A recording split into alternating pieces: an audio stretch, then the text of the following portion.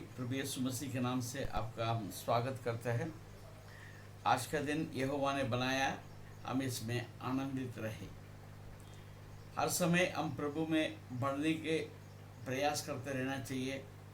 आज का दिन मैं कुछ बातों को लेके मैं आपसे बोलूँगा कि हमको क्या करना चाहिए। Praise the Lord. आइए हम इस सवेरे के वक्त में इब्रानियों की किताब 4 अध्याय और पहले पद पढ़ेंगे। इब्रानियों 4 और पहले पद। इसलिए जबकि उसके विश्वास में प्रवेश करने की प्रतिज्ञा अब तक है, तो हमें डरना चाहिए, ऐसा ना हो कि तुम में से कोई जन उससे वंचित रह जाए। Praise the Lord. हमको क्या करना चाहिए? हमको क्या करना चाहिए? डरना चाहिए। We are to be fearful. हमको हमारा अंदर एक डर होना चाहिए। जो प्रतिज्ञा है, जो विश्राम में प्रवेश करने की प्रतिज्ञा, प्रेज़ द लॉर्ड, अनंत काल का जीवन में प्रवेश करने का प्रतिज्ञा, परमेश्वर के राज्य में प्रवेश करने का जो प्रतिज्ञा है, उसमें वंचित ना रह जाए, ये डर हमारे अंदर हमेशा होने के जरूरत है। आज इसी बात को हम आगे भी लेंगे। 4 अध्याय उसका 10 और 11 पद मैं आपके लिए पढ़ूंगा। क्योंकि जिसने उसके विश्राम में प्रवेश किया है, उसने भी परमेश्वर के समान अपने कामों को पूरा करके विश्राम किया है। Praise the Lord. आपको अपने कामों को पूरा करने की जरूरत है। अतः हम उस विश्वास में प्रवेश करने का प्रयत्न करें। ऐसा ना हो कि कोई जन उनके समान आज्ञा ना मानकर गिर पड़े। Praise the Lord. आज्ञा मानकर हम परमेश्वर में बना रहने की जरूरत है। हालेलुया। ऐसा ना हो कि कोई जन उनके समान आज्ञा ना मानकर गिर पड़े। Praise the Lord. हालेलुया। 10 पद में हम देखते हैं, विश्राम में प्रवेश करने का प्रयत्न करें। Praise the Lord. हमारा अंदर प्रयत्न करने का जो काम है, हमेशा हमें करता रहने की जरूरत है। हमको अपने कामों को पूरा करने की जरूरत है। इसका मतलब आप अगर जीवित है आज, तो परमेश्वर का कोई योजना है, परमेश्वर का कोई काम है, परमेश्वर का कोई सेवा है। परमेश्वर जिस निमित्त आपको रखा है, उस निमित्त अभी तक आपके जीवन में पूरा नहीं हुआ। Praise the Lord. अब जब पूरा हो जाएगा, आप विश्राम में प्रवेश कर सकते हैं। आपको ढूंढने की जरूरत है। मेरे पास जो काम परमेश्वर ने दिया है, वो कौन सा काम है, अभी तक अधूरा है। इसका विषय में आपको जानने की जरूरत है। आपके पास जो भी काम आता है, पूर्ति के साथ आपको करने की जरूरत है। हालेलुया। और आगे बढ़ेंगे। 16 पद, 4 अध्याय उसका 16 पद। इसलिए आओ हम अनुग्रह के सिंहासन के निकट याव बांधकर चले कि हम पर दया हो। Praise the Lord. हमें याव बांधकर, yes, we have to be courageous. हमारे अंदर हिम्मत के साथ जो हमको आगे बढ़ने के जरूरत है, क्योंकि परमेश्वर ने आपको और मुझको बुलाया है, नाम लेकर बुलाया है, माँ के गर्भ से आपको अलग किया है। यू हैव टू अंडरस्टैंड, आप आम आदमी नहीं है, आप आम लोग नहीं है। Praise the Lord. आपके विषय में परमेश्वर ने कुछ चित्त लगा के रखा है। इसलिए क्या करना चाहिए? अनुग्रह के सिंहासन के निकट याव बांध कर चले, हम पर दया हो, और वो अनुग्रह पाए जो आवश्यकता के समय हमारे सहायता करे।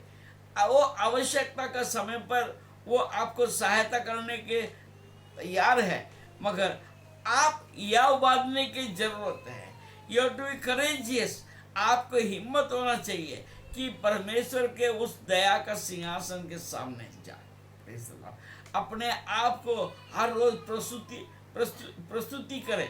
Praise the Lord. आप परमेश्वर के सामने प्रस्तुति करते जाओ तो परमेश्वर आपको नए हिम्मत देता जाएगा। Praise the Lord. और चौथी बात देखेंगे, 6वां अध्याय पहले और दूसरे पद। Praise the Lord. हमें कुछ बातों को छोड़ के आगे बढ़ना है। देखिए, इसलिए आओ मसीह की शिक्षा की आरंभ की बातों को छोड़कर हम सिद्धता की ओर आगे बढ़ते जाए। Praise the Lord. आरंभ की शिक्षाओं को छोड़कर, प्रेज़ द लॉर्ड, छोड़ के मतलब ये नहीं है उसको भूल जाओ, नहीं, उसी बातों को पकड़ के आप बैठे रहे। जो पहले क्लास, दूसरे क्लास, 5वीं क्लास के जो बच्चे हैं, तो उन्होंने वो जो पढ़ रहा था, आप 10वीं क्लास और 11वीं क्लास और 12वीं क्लास में वही शिक्षा रहेंगे क्या? वो आपके लिए एक फाउंडेशन था। वो फाउंडेशन में हम बना रहेंगे तो इमारत कब बनेगा? परमेश्वर आपकी इमारत बनाने का काम दिया है, आप फाउंडेशन में कैसे बैठे रहेंगे? आगे बढ़ेंगे। इसलिए आओ मसीह के शिक्षा के आरंभ की बातों को छोड़कर हम सिद्धता की ओर आगे बढ़ते जाएं और मरे हुए कामों से मन फिराने और परमेश्वर पर विश्वास करने, ये सब बातें ठीक है। बपतिस्माओं और हाथ रखने, मरे हुओं के जी उठने और अंतिम न्याय के शिक्षा रूपी नींव फिर से ना डालो। Praise the Lord.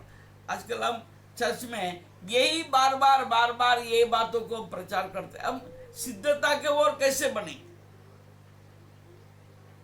सिद्धता में आपको आगे बढ़ना है। आप, इसका मतलब आपके मन में परिपक्वता के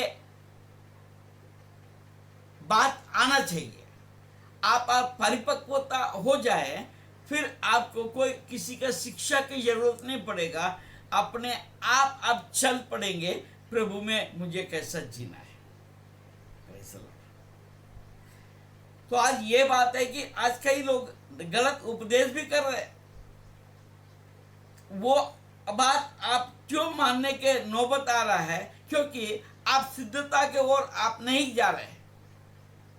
जो बुनियाद बातों को जो परमेश्वर ने अपने वचन के, अपने दासों के द्वारा आपको सिखाया गया, वो बात को आप संपूर्ण रीति से समझे नहीं, आप समझदार नहीं बने, इसलिए आपको कोई गलत रास्ते में भी ले जाने का तैयार हो जाते हैं। Praise the Lord. You have to be, you should try, आपको कोशिश करना चाहिए। हालेलुया। और 10वां अध्याय और 22 पद में हम देखते हैं, संपूर्ण विश्वास के साथ। Praise the Lord. 10 और उसका 22 पद में हम देखते हैं, तो आओ हम सच्चे मन और पूरे विश्वास के साथ और विवेक का दोष दूर करने के लिए हृदय पर छिड़काव लेकर और देह को शुद्ध जल से धुलवाकर परमेश्वर के समीप जाए। Praise the Lord. मतलब क्या है? आओ हम सच्चे मन और पूरे विश्वास के साथ, you should have the complete faith, you should have the true heart। ये दोनों चीज की जरूरत है, सच्चे मन और पूर्ण विश्वास, ये आपको रखने की जरूरत है। तभी तो प्रभु में से आपको कोई भी अलग नहीं कर पाएगा। Yes, otherwise always Satan will play with you. शैतान जो है आपके साथ कुछ ना कुछ खिलवाड़ करके आपको अपने विश्वास से, अपने सच्चाई से दूर कर देगा। You have to be careful. Hallelujah. कितने लोग हैं ऐसे गिर गए। Praise the Lord. आगे बढ़ेंगे, 23 पद पढ़ेंगे। 23 पद में हम देखते हैं स्ट्रॉन्ग फेथ। हाँ, पूर्ण विश्वास और क्या है? स्ट्रॉन्ग फेथ, यानी ताकत के साथ है। आओ हम अपनी आशा के अंगीकार को दृढ़ता से तामे रहे, क्योंकि जिसने प्रतिज्ञा की है वो सच्चा है। आपका अंदर दृढ़ता चाहिए।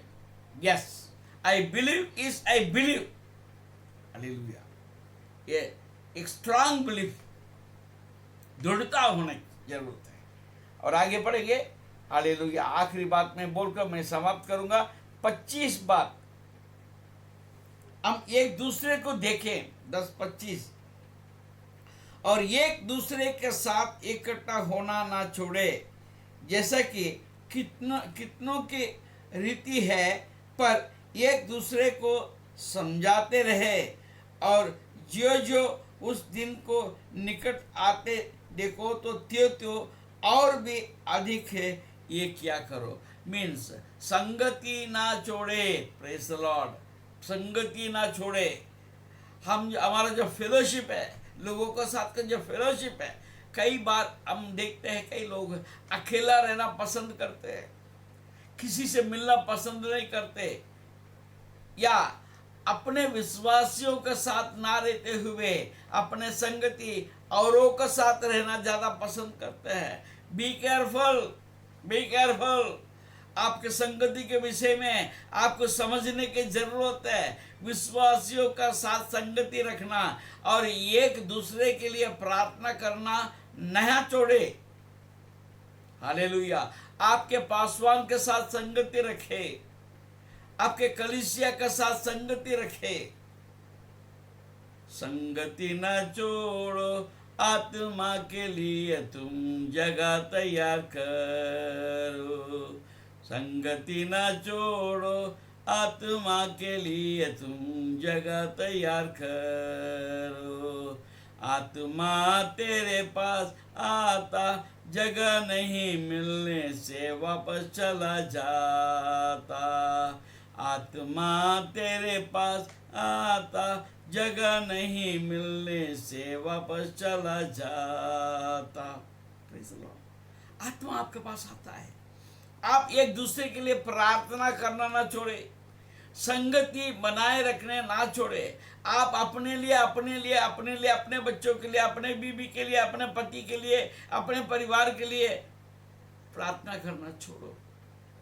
आप परमेश्वर के हैं, परमेश्वर आपका सब कुछ देख लेगा।